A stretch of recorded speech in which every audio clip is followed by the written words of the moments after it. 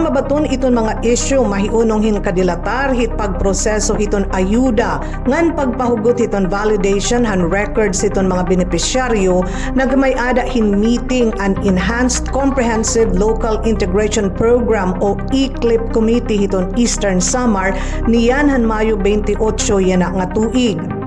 Igin report han mga tinaglawas han Department of the Interior and Local Governments ngan Provincial Social Welfare and Development Office an ira mga kahulop mahiunong hiton kamalangan hapag proseso ngan pagrelisan ayuda pinansyal ngadto hiton mga returnees. Dara daw inihin mga isyu hiton dokumentasyon ngan validation hiton records.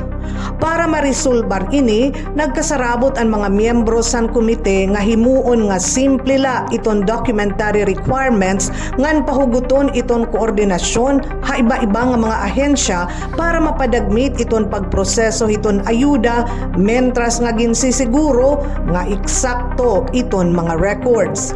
Ginhingadayan gihapon han komite in mga programa nga nagtutuyo naman masuportahan iton reintegration o pagbabalik ka sosyedad hiton mga returnees ilabi na iton sektor hiton mga batan-on.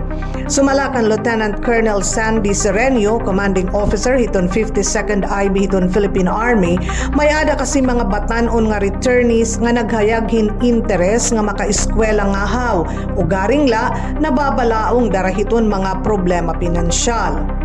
Kasumpay hini nagsaring ang Provincial Youth Development Officer nga si Jover Besina nga iya igsasalawad ini nga isyu nga dahiton mga opisyales iton gobyerno probinsyal para pag-adman iton mga posible nga scholarship opportunities para iton mga kwalipikado nga mga youth returnees. Nahingadayan gihapon iton ikinatuig nga alokasyon kantidad hin 500,000 pesos para suportahan iton panginginahanglan para hiton mga aktibidad hiton mga returnees ha ilarom hininga programa.